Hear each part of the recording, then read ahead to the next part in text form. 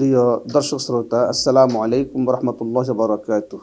মহান আল্লাহ রাব্বুল আলামিনের অশেষ শুকরিয়া, বছর ঘুরে আমাদের মাঝে আসছে আবার মাহে রজব মাস। আলহামদুলিল্লাহ, আল্লাহ পাক আমাদেরকে রজব মাস পাওয়ার তৌফিক দিয়েছেন, যে মাসের আগমনে বিশ্বনবী নবী মুকাররম রাসূল আকরাম সাল্লাল্লাহু আলাইহি সাল্লাম দোয়া করেছেন, আল্লাহুম্মা বারিক লানা ফি রজাবা ওয়া শাবান ওয়া বাল্লিগনা রমাদান। ইয়া আল্লাহ, পবিত্র মাহে রজব মাসের বরকত ফজিলত আমাদেরকে দান করুন এবং শাবান মাসের বরকত ফজিলত আমাদেরকে দান করুন, রমজান মাস পাওয়ার তৌফিক দিন, আমিন।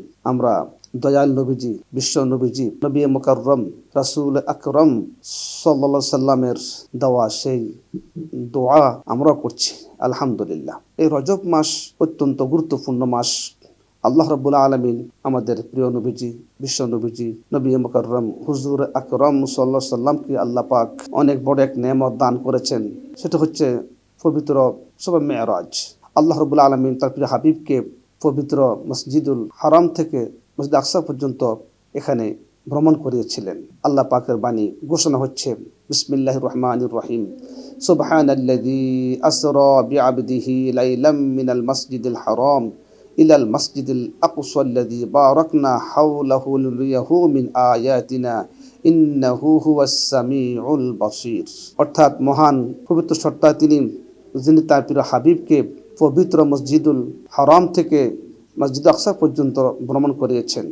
অতঃপর সেখান থেকে আল্লাহ পাক নিয়ে গেছেন প্রিয় হাবিবকে পবিত্র মেরাজ অর্থাৎ ঊর্ধ্ব আকাশে নিয়ে গেছেন। সুবহানাল্লাহ ওয়া বিহামদি, সুবহানাল্লাহুল আযীম। তো আসলে এই রজব মাসে আমাদের অনেক কিছু আমাদের করণীয় আছে। আমরা রজব মাসকে আমরা সম্মান করব, আমরা ভালো কাজ করব, আমরা দান খয়রাত করব, সদকা করব, আল্লাহর রাস্তায় আমরা গরিব ইয়েতিম মিসকিনকে আমরা সহযোগিতা করব।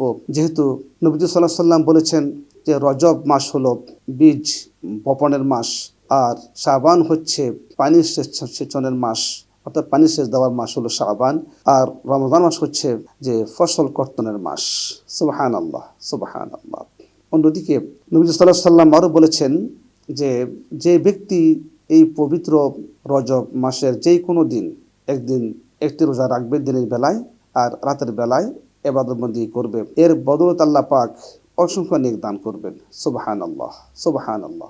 তাই আসুন আমরা পবিত্র শাবান মাসে ইবাদতের বীজ আমরা বপন করি, আমরা ভালোভাবে আমরা ইবাদত বন্দেগীতে আমরা মশগুল হই, যাতে করে আমাদের শাবান মাস এবং রমজান মাস কাটাতে আমাদের সহজ হয়ে যাবে ইনশাআল্লাহ, যদি আমরা এখন থেকে আমরা প্রস্তুতি নিয়ে ফেলি আল্লাহ বাঁচালে।